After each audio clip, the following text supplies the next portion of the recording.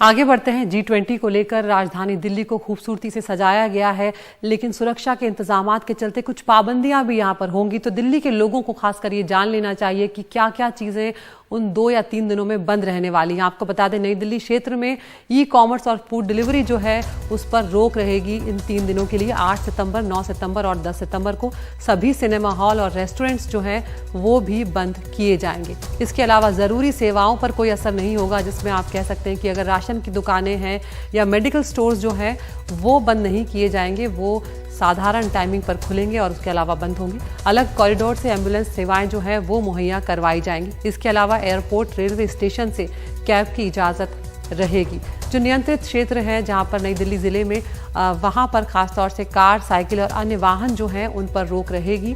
NDMC area के जो बाहर के सभी होटल और मॉल हैं वो खुले रहेंगे। एरो सिटी में 2 और 3 इमारतों को छोड़कर बाकी खुले रखे गए हैं। एरो सिटी की 2-3 इमारतों में आवाजाही जो है वो नियंत्रित रहेगी और समिट के दौरान मॉर्निंग वॉक पर भी न जाने की गुजारिश लोगों से की गई है। हमारे साथ हमारे सहयोगी मुकेश सिंह सेंगर जुड़ गए हैं, जो लगातार इस पर नजर बनाए हुए हैं। मुकेश, यहाँ पर खासकर दिल्ली के लोगों के लिए ये जान लेना बेहद जरूरी है कि क्या क्या बंद रहने वाला है, और जिस तरह से पाबंदियां दिख रही है मुकेश, ये भी बात की जा रही है कि कहीं दिल्ली पूरी तरह से कर्फ्यू वाली स्थिति में तो नहीं आ जाएगी। देखिए, दिल्ली पुलिस ने साफ किया है कि जो पाबंदियां हैं वो केवल एनडीएमसी एरिया यानी कि जो नई दिल्ली जिला है केवल वहां पाबंदियां रहेंगी, और जो एनडीएमसी एरिया है वहां पर 2 जोन होंगे। एक है रेस्ट्रिक्टेड जोन और एक है कंटेनमेंट जोन। कंटेनमेंट जोन वो है जहां पर G20 समिट होना है, यानी प्रगति मैदान का इलाका और उसके आसपास का इलाका, वहां पर किसी को भी जाने की परमिशन नहीं होगी। जिसके पास पासेस हैं केवल वही जा पाएगा। जो रेस्ट्रिक्टेड एरिया है नई दिल्ली जिले का, वहाँ पर वो लोग जा सकते हैं जो वहाँ के रहने वाले हैं या जिनके पास कोई वैलिड रीज़न है, अस्पताल जाना है या फिर ट्रेन पकड़नी है स्टेशन के, कोई फ्लाइट है उनकी, केवल वही लोग जा पाएंगे। नई दिल्ली ज़िले में कोई भी टैक्सी या ऑटो नहीं घुस पाएगा। ये दिल्ली पुलिस ने साफ कर दिया है।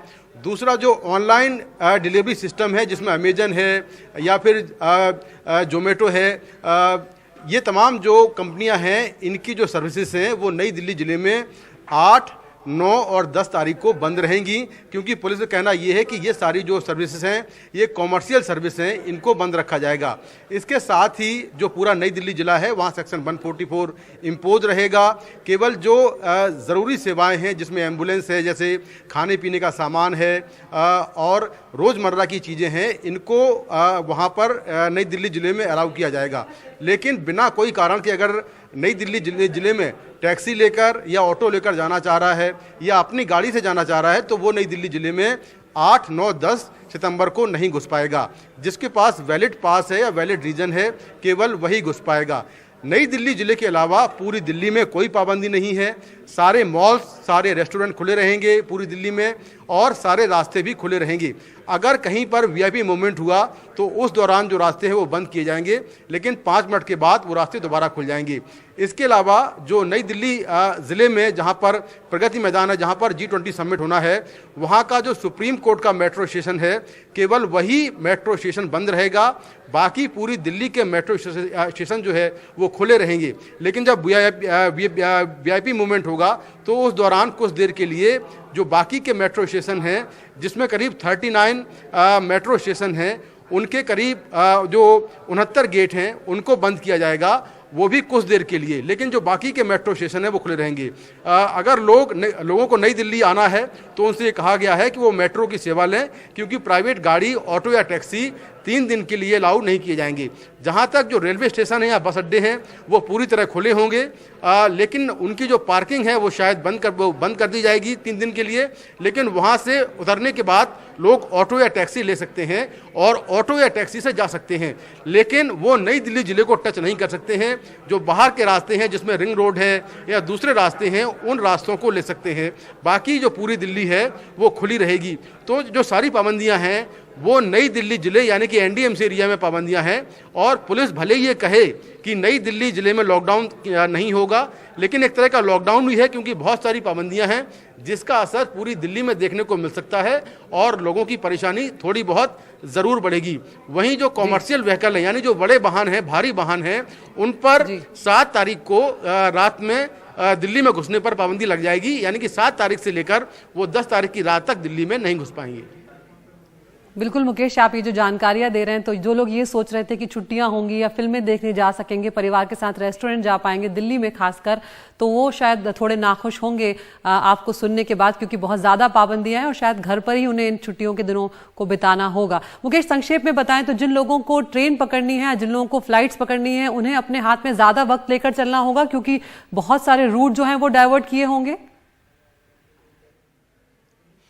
देखिए बिल्कुल, अब जब पूरा नई दिल्ली ज़िला बंद होगा तो जो बाकी के रास्ते हैं वहाँ पर दबाव रहेगा और जो ट्रैफिक है वो ज़्यादा हो सकता है। तो जिन लोगों को एयरपोर्ट जाना है या रेलवे स्टेशन जाना है, उनको घर से थोड़ा समय से पहले निकलना होगा। और जैसा मैंने कहा कि अगर उनको टैक्सी करनी है, ऑटो करना है, तो वो वैकल्पिक रास्तों का इस्तेमाल करें, क्योंकि नई दिल्ली ज़िले में वो इंटर नहीं कर पाएंगे। तो जो रिंग रोड है या जो बाकी के रास्ते हैं, उन रास्तों से वो बस अड्डे, जो मेट्रो स्टेशन है, रेलवे स्टेशन है या जो एयरपोर्ट है, वहाँ पर पहुँच सकते हैं। वहाँ पर आने जाने पर कोई पाबंदी नहीं है, लेकिन नई दिल्ली जिले की सीमा को कोई भी टच नहीं कर पाएगा, उसके अंदर दाखिल नहीं हो पाएगा। जिनके पास बोर्डिंग पास हैं वो टैक्सी वाले या जो जिनको जाना है वो बोर्डिंग पास के साथ में नई दिल्ली जिले में एंटर कर सकते हैं।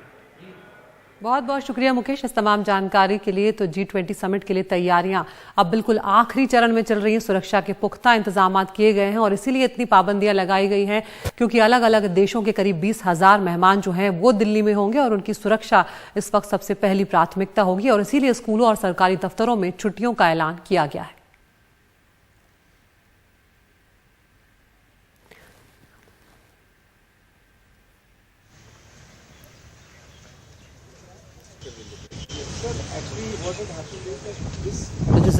तो जो ज़रूरी सेवाएं हैं, जैसे कि एम्बुलेंस हुई या राशन का सामान हुआ, ये सब चीज़ें खुली रहेंगी, लेकिन ज़्यादातर चीज़ें, चाहे वो थिएटर हो, चाहे वो रेस्टोरेंट्स हों, वो बंद रखे जाएंगे। और ख़ासकर ये भी कहा गया है कि मॉर्निंग वॉक पर भी लोग ना जाएं, क्योंकि साइकिलों और गाड़ियों की आवाजाही बंद रहेगी उस वक्त। एक और तस्वीर यहाँ पर निकल कर आई है। 400 नई इलेक्ट्रिक बसें जो हैं उन्हें अब हरी झंडी दिखाई गई है। LG और मुख्यमंत्री अरविंद केजरीवाल ने ये हरी झंडी दिखाई है। G20 के जो मेहमान हैं उनके लिए ये 400 नई इलेक्ट्रिक बसें जो हैं वो उन्हें हरी झंडी दिखाई गई है। तो मेहमानों के लिए ये खास इंतजाम किए गए हैं।